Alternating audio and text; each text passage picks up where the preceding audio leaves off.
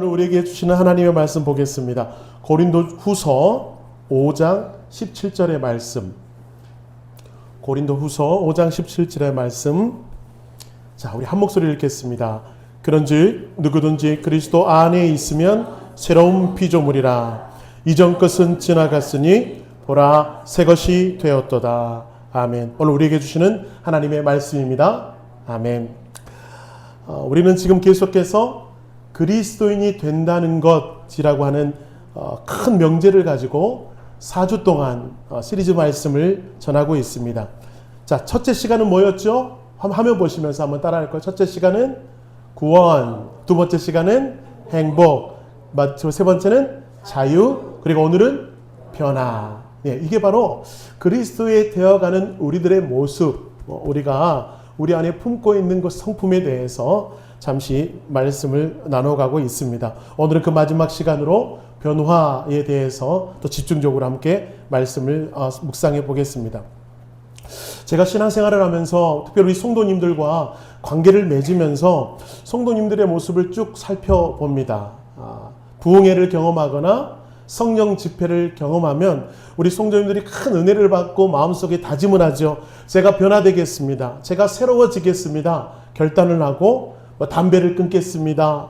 오락을 끊겠습니다. 또 매일 성경 5장 읽겠고요. 매일매일 시간을 내서 기도하겠습니다. 라고 결단하는 성도님들을 참 많이 경험하게 됩니다. 너무 귀한 일이죠. 말씀 가운데 은혜 받아 결단한다는 것은 참 귀한 일인데, 근데 중요한 게 뭐예요? 그렇게 결단한 것을 계속해서 유지하기가 어렵더라라고 하는 것입니다.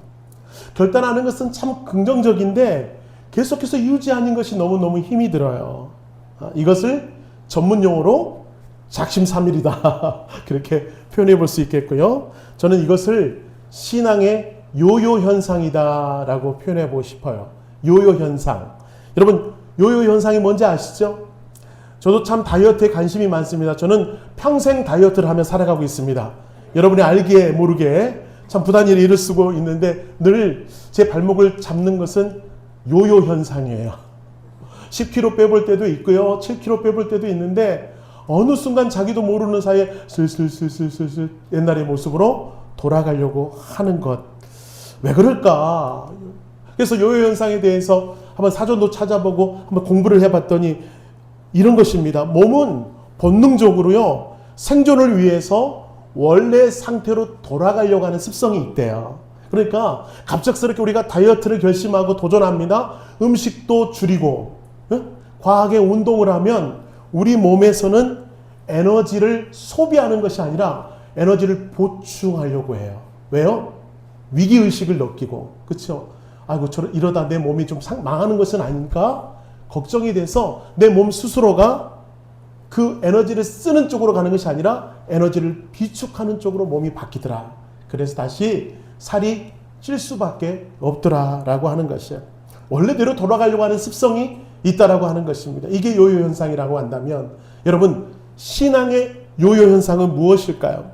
잠시 은혜를 체험합니다. 충만해졌습니다. 그래서 우리가 열정을 내고 신앙생활을 좀 다짐을 하죠. 내가 기도 생활, 말씀 묵상하는 생활, 특별히 예배로 나오는 마음을 마음껏 좀 품어봐야겠다 다짐을 하지만 여러분, 세상의 유혹거리들, 그것들이 너무나 풍성하고 많아서 자신도 모르는 사이에 다시 스물스물 마음이 풀어지는 것을 경험하게 돼요. 이게 바로 신앙의 요요 현상이라고 하는 것입니다.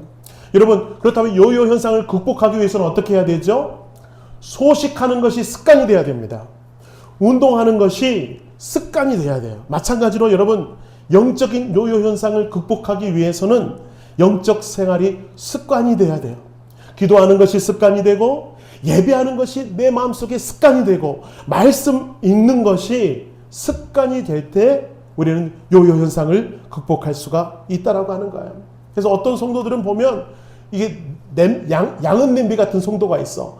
금방 끓었다가 금방 식어버리는 성도가 있는가 하면, 또 성도들 중에는 뚝배기 같은 성도도 있습니다. 천천히 끓어오르지만 그 열기가 쉽게 가시지 않아요. 계속해서 그 열기를 품고 있는 성도들도 있더라라고. 사랑하는 성도 여러분, 우리 양지중앙 성도님들은 뚝배기 같은 신앙생활을 하기를 축복합니다. 우리 옆 사람을 축복하면서 다시 한번 인사합시다. 뚝배기 같은 신앙생활 하시기 바랍니다. 예, 겉으로 막 크게 변화는 없는 것 같아도 진정하니 주님 말씀 붙잡고 그 길을 걷는 자, 아름다운 우리 교회의 성도들 되시기를 축복합니다. 자, 그래서 오늘 말씀도요, 우리가 그렇게 좀 변화한 인생을 살기 위해서 몸부림쳐야 할 텐데, 우리 힘으로는 힘들다, 쉽다? 힘들다라는 거야. 우리 힘으로 변화되는 인생을 살아가기 위해는 늘 요요 현상 때문에 힘이 들다.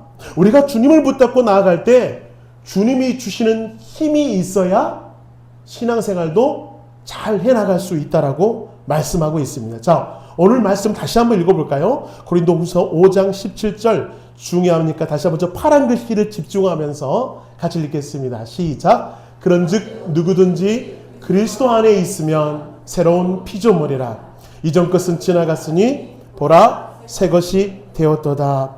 여러분, 이 말씀에서 알 수 있듯이 변화된 존재로 살아간다는 것 어떻게 할 때 가능하다고요? 그리스도 안에 있을 때 가능하다.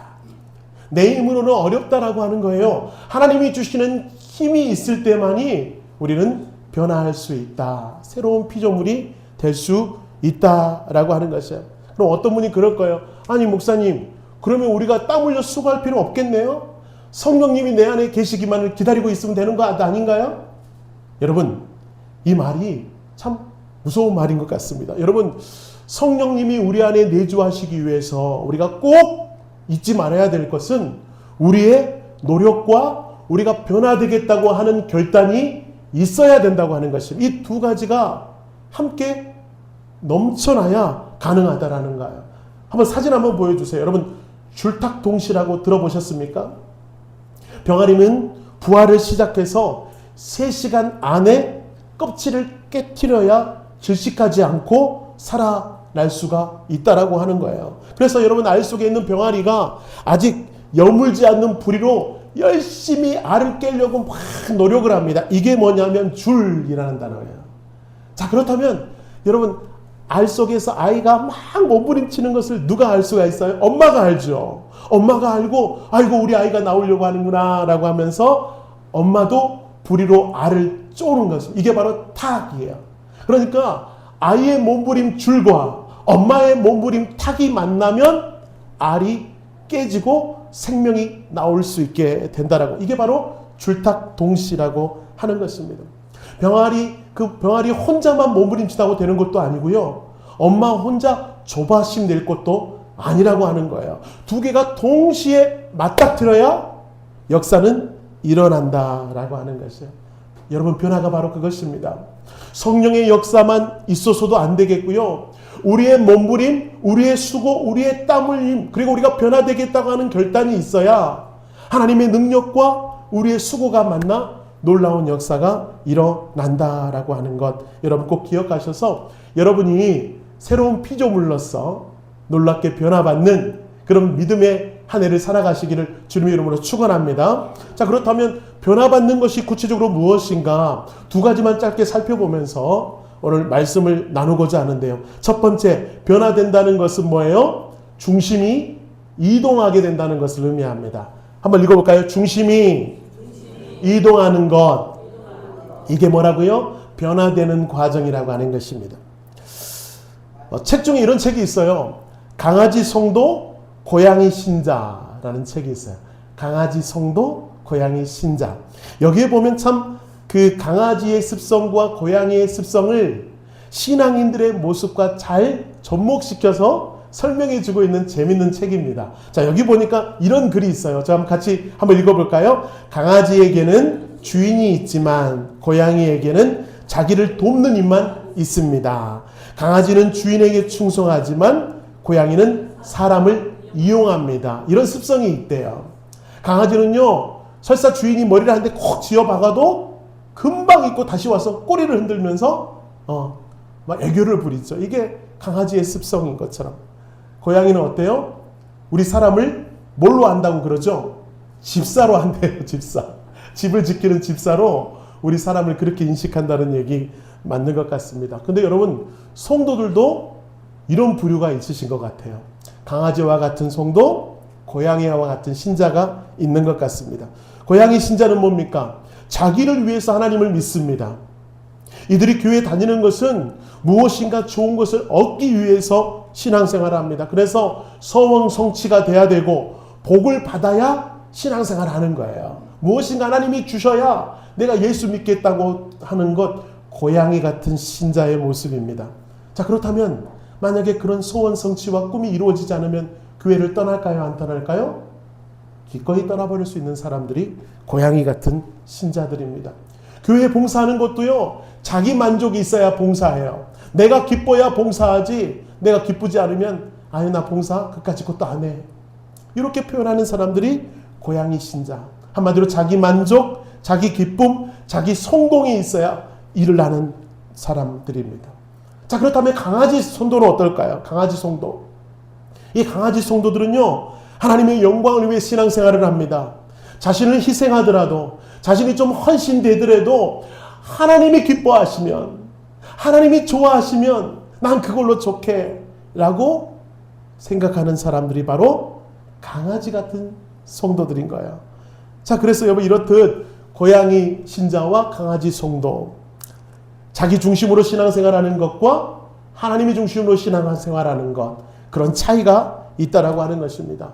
자, 그래서 여러분 우리가 한번 여기서 바라볼 것은, 여러분은 고양이 같은 신앙생활 하지 마시고요, 강아지 같은 신앙생활 하시기를 축복합니다. 그래서 설사 내가 지금까지 고양이 같은 신앙생활을 해왔었다라면 그때를 버리고 강아지의 신앙으로 가셔서 하나님께 영광 돌리며 나아가는 그런 믿음의 사람 되시기를 축복합니다. 자꾸 강아지 고양이 그러니까 지나가던 사람들이 저 교회는 맨날 어떻게 강아지 고양이만 얘기한다고 그럴 수도 있겠네요. 네, 맞습니다. 우리의 중심을 예수 중심으로 바꿔 나아갈 때 우리가 믿음의 승리를 경험한다라고 하는 거예요. 그게 바로 변화된 사람의 모습이라고 하는 것입니다. 하나님을 의지해서 결정을 하고요, 하나님의 말씀을 의지해서 행동을 하고요, 내 삶의 우선순위가 아니라 하나님이 내 삶의 우선순위로 삼고 살아가는 사람, 이게 바로 변화된 성도의 모습이라고 하는 것입니다. 우리 시간 한번 조용히 한번 자신에게 질문해 보세요. 지금까지 내 삶의 우선순위는 내가 나의 삶의 우선순위였나? 아니면 하나님이 내 삶의 우선순위였나? 여러분, 이런 일이 있었습니다. 한 남자가 자수성가를 해서 많은 돈을 벌어서 화려한 집을 샀습니다. 그리고요, 최고급 자동차를 샀습니다. 어느 날 2층에서 창문을 열고 자기가 산 집을 마음껏 누리고 있는데, 아니 자기 아들이 글쎄 새로 산 자동차에 낙서를 하고 있는 것 아니겠습니까? 그런데 이 남자가 갑자기 자신도 모르게 막 밑으로 뛰어가서 창고에서 어떤 막대기 같은 걸 하나 들고 와서 낙서를 하고 있는 자기 아들의 손을 후려쳤습니다. 아들의 손이 뭉개지게 되었고요, 병원에 가서 2번의 수술을 거쳤지만 결국 아이의 손은 절단되고 말았습니다. 수술이 끝나고 집에 돌아온 아버지는 자동차의 낙서를 바라보고 자결을 하고 말았습니다. 그 낙서에는 뭐라고 적혀 있냐면 I love daddy 라고 적혀 있어요. 사랑해요 아빠 라고 적혀 있는 글을 보고 이 아버지는 마음이 무너져서 자살을 선택해버리고 말았다는 거예요. 여러분, 만약에 이 아버지의 마음속에 조금이라도 자동차가 자기 삶의 우선순위인 것이 아니라 아이가 자기 삶의 우선순위였다면 그렇게 행동했을까? 그렇게 행동했을까? 이것은 캐나다에서 있었던 실화라고 하는 것입니다. 사랑하는 성도 여러분, 여러분의 삶의 우선순위는 무엇이었습니까? 무엇이 여러분을 움직이고 그렇게 살아내셨습니까? 우리의 삶에서 중심 이동이라고 하는 것은 너무너무 중요해요. 우리가 어렸을 때는 자녀로서의 삶을 살았지만 커가면서 결혼하고 난 다음에는 우리의 중심이 이동해야 돼요. 누구의 남편으로, 누구의 아내로서 중심이 이동해야죠. 그리고 아이를 출산하면 우리는 부모라는 자리로 중심 이동이 돼야 되는 것입니다. 제가요, 딸아이를 참 어렵게 갖고 출산도 정말 어렵게, 물론 제가 한 건 아니지만 출산을, 저희 아내가 정말 어렵게 땀 흘리며 출산하고 있는 모습을 보고 제가 너무 큰 감동이 되고 은혜가 돼서 우리 어머니에게 전화했다는 것 아닙니까? 어머니 너무 고마워요. 이렇게 우리를 낳아주셨구나. 우리 엄마가 이렇게 나를 길러주셨구나 생각하고 감사하다고 막 말씀 전하니까 수화기 너머로 어머니가 흐느끼는 울음소리가 들리더라고요. 그렇습니다. 우리의 중심이 이동해야만이 부모의 마음을 알게 되는 것이고요. 그렇죠?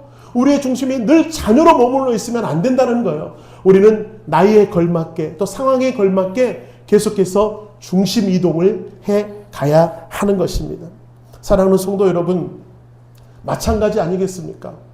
우리가 늘 신앙의 어린 자의 모습으로 머물러 있으면 그냥 그 모습 그대로 끝나버리고 말아요. 그러나 우리가 다시 한번 변화되기로 결단하며 우리의 중심을 더 나은 신앙의 차원으로 변화되겠다고 결단하며 우리의 중심을 한 걸음 한 걸음 더 높은 차원으로 중심을 이동해 갈 때 우리는 하나님의 기쁨의 삶을 살아갈 수가 있게 된다라고 하는 것입니다. 그래서 여러분, 우리 신앙의 권태기, 우리가 방향을 잡지 못하고 방황할 때 가장 중요한 신앙의 요요 현상을 극복할 수 있는 비결은 뭐예요? 내 중심이 아니라 누구 중심? 하나님 중심. 할렐루야. 그렇게 우리 믿음의 성도들이 변화하셔서 이동하셔서 신앙의 아름다운 변화와 성숙함을 맛보며 누리시는 믿음의 사람 되시기를 축원합니다. 자, 우리 두 번째로 마지막으로 여러분, 변화된다는 것이 무엇인가? 그것은 열매를 맺는다는 것이다. 같이 따라합시다. 열매를 맺는다는 것입니다. 예, 신앙이 변화됐다고 하는 것은 내 삶의 열매가 맺혀진다고 하는 것입니다. 참 인터넷에 변화에 대해서 막 찾아보다가 재미있는 인터넷 글이 있어서 한번 가져와 봤어요. 여러분, 변화와 변질의 차이.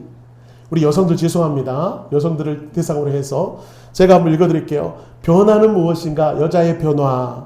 여우 같은 여자가 여유 있는 여자로, 화난 여자가 화난 여자로, 따지는 여자가 따뜻한 여자로, 착각하는 여자가 자각하는 여자로, 답답한 여자가 답을 아는 여자로, 빛을 지는 여자가 빛을 내는 여자로 바뀌는 것. 이게 뭐라고요? 변화. 자, 그렇다면 변질은 무엇이에요? 변질. 변질은 여유 있는 여자가 여우 같은 여자로, 화난 여자가 화난 여자로, 따뜻한 여자가 따지는 여자로, 자각하는 여자가 착각하는 여자로, 답을 하는 여자가 답답한 여자로, 빛을 내는 여자가 빛을 지는 여자로 바뀌는 것. 이게 뭐라고요? 변질. 갑자기 여성들을 대상으로 하니까 여성들의 표정이 점점 굳어지고 있는 건 죄송합니다. 인터넷에 있길래 가져와 본 거예요. 이 목사의 마음은 아닙니다. 예. 자, 그렇다면 여러분, 변질과 변화는 한 끗 차이인데 그 결말은 너무나도 크게 나타난다고 하는 것입니다. 바라기는 여러분, 변질되지 마시고 변화되시는 여러분 되시기를 축복합니다. 그렇다면 그 변화의 목적지는 무엇인가? 왜 우리가 변화해야 되는가? 그 변화는 어디로 가고 있는가? 그 최종 목적지는 바로 여러분, 성령의 나타나심, 성령의 열매가 바로 변화의 결과물이어야 한다라고 하는 거예요. 자, 우리 갈라디아서 5장 22절과 23절 중요하니까 한번 읽어보겠습니다. 시작. 사랑과 희락과 화평과 오래 참음과 온유와 절제니 이 같은 것을 금지할 법이 없느니라. 성령의 9가지 열매입니다. 이게 바로 우리가 변화되었다고 한다면 우리 삶에 이 모습이 나타나야 된다는 거예요. 어떤 사람은 그럽니다. 나는 방언 은사를 받았기 때문에 성령에 충만해. 어떤 사람은 그럽니다. 나는 예배 드릴 때마다 마음이 뜨끈뜨끈해서 난 성령에 충만해. 어떤 사람은 그렇습니다. 난 찬양할 때마다 눈물이 흐르기 때문에 성령에 충만해. 여러분, 정말 이것이 성령에 충만한 것입니까? 아니라고 하는 거예요. 여러분, 성령의 충만이라고 하는 것을 굳이 말한다고 한다면 우리 삶에 이 성령의 9가지 열매가 나타나고 있는가 아닌가를 돌아보면 확실하게 알 수가 있다라고 하는 것입니다. 여러분, 속담에 이런 속담이 있어요. 열매를 보면 나무를 안다. 들어보셨어요? 열매를 보면 나무를 안다. 저는 시골에서 쭉 살아왔던 시골 사람입니다. 시골에 나무들이 많이 있어요. 그런데 저는 나무를 잘 구분을 못하겠더라고요. 이게 감나무인지 배나무인지 이게 사과나무인지 무화과나무인지 잘 구분을 못해. 근데 언제 알 수 있어요? 열매가 달려있으면 이게 사과나무였구나. 이게 밤나무였구나. 알 수가 있겠더라고요. 마찬가지입니다. 여러분, 열매를 보면 그 나무가 무슨 나무인지를 알 수가 있다라고 하는 거예요. 어떤 나무는 그렇습니다. 난 사과나무가 될 거야. 그래서 나는 막 사과나무라고 계속 자기가 입으로 난 사과나무야. 난 사과나무야 한다고 정말 사과나무가 되는 것입니까? 아니죠. 무화과나무가 열리면 그 나무는 아무리 사과나무가 되고 싶어도 무슨 나무예요? 무화과나무예요. 제가 왜 이 얘기를 하는 것입니까? 그리스도인도 마찬가지라고 하는 거예요. 그분의 삶을 보면 그분이 어떤 사람인지 나타난다라고 하는 것입니다. 아무리 내 입으로 나는 그리스도인입니다. 나는 예수 믿는 사람입니다. 입으로 떠든다고 해서 그가 진짜 변화된 사람이라고 말할 수가 없다라고 하는 거예요. 그럼 어떻게 알 수 있어요? 그 사람의 삶을 보면 알 수 있죠. 그 사람이 세상 속에서 어떻게 살아가고 있는가? 여러분, 사랑, 희락, 화평, 오래 참음, 자비, 온유, 충성, 이 온유와 절제와 같은 이런 성품들을 하나로 함축해 보라면 뭐예요? 예수님이에요. 예수님. 예수님의 성품이 다 저기 담겨 있는 것 아니겠습니까? 예수님을 닮아가는 모습이 우리가 있냐라는 거예요. 세상 속에서 그 모습이 나타난다면 그분이야말로 성령의 열매를 맺는 변화의 사람이라고 하는 것입니다. 그래서 우리의 모습이 열매 맺는 삶을 살아보자라고 하는 것이 제가 말씀드리고 싶은 결론과도 같은 말씀입니다. 미국의 대표적인 복음주의자 존 메가더 목사님은 이런 말을 했습니다. 한번 눈으로 한번 따라와 보세요. 주님이 주인 되시는 구원이란 단지 예수를 구주라고 입으로 시인하고 고백하는 것으로는 구원을 이룰 수 없으며 참된 구원은 자신의 죄로부터의 철저한 돌이킴, 하나님의 말씀에 대한 전적인 순종, 그리고 주님을 따름으로 인해 발생하는 모든 대가를 감수하는 것으로 드러난다라는 것. 한마디로 뭐예요?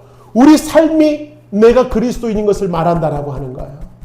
내 삶의 모습이 내가 예수 믿는 사람인다는 것을 드러내는 사람이라고 한다면 여러분 한마디로 성령의 열매를 맺는 사람이 예수 믿는 사람, 변화되는 사람의 모습이라고 하는 것입니다. 저도 이 부분 너무너무 공감합니다. 일주일에 단 한 번 예배에 나와 앉아있다고 그 사람이 그리스도인인가? 당신의 종교가 무엇입니까? 그러면 나는 기독교입니다 라고 한다고 그 사람이 기독교인이 되는 것인가? 남들이 볼까봐 짧게 식사 기도하고 끝내는 삶이 그것이 자기의 기도가 전부라고 한다면 그 사람이 기독교인인가? 아닐 수 있다라고 하는 거예요. 아닐 수 있다라고 하는 것입니다. 여러분, 우리는 코로나를 경험했습니다. 눈으로는 보이지 않는 그 작은 바이러스 하나 때문에 여러분 갖가지 질병을 경험하게 되고요. 목숨까지도 잃게 되는 그런 모습을 경험했다고 한다면 여러분, 우리가 예수를 믿는 내 안에 이 성령이 계시는 우리가 예수님의 사람인다면 그런 변화가 좀 나타나야지 않겠냐고 하는 거예요. 그런 변화의 모습이 우리에게 좀 있어야 되지 않겠냐고 하는 것입니다. 사랑하는 성도 여러분, 우리는 부단히 노력해야 됩니다. 부단히 애를 써야 됩니다. 변화되기 위하여 몸부림치고 애쓰며 수고해야 하나님께서 우리를 기뻐하시는 하나님의 자녀로 세워주신다고 하는 것입니다. 변화라고 하는 것을 한번 곰곰이 묵상해 보니까 변화하지 않으면 죽는 곤충들이 있더라고요. 나비와 같은 곤충들. 계속 변화해야 됩니다. 알에서 애벌레로, 번데기로, 성충이로 계속 변화하지 않으면 그 나비는 죽게 됩니다. 마찬가지입니다. 우리 예수 그리스도 믿는 하나님의 성도라고 한다면, 하나님의 백성이라고 한다면 오늘보다 내일이 더 나은 모습으로 변화해야 되고 내일보다 모레가 더 나은 모습으로 변화해야 우리는 살아있는 그리스도인의 자녀가 된다고 하는 것, 여러분 말씀으로 도전을 받아 변화하는 그리스도인들이 되셔서 하나님의 기쁨, 하나님의 즐거움이 되시는 아름다운 믿음의 사람 되시길 축원합니다.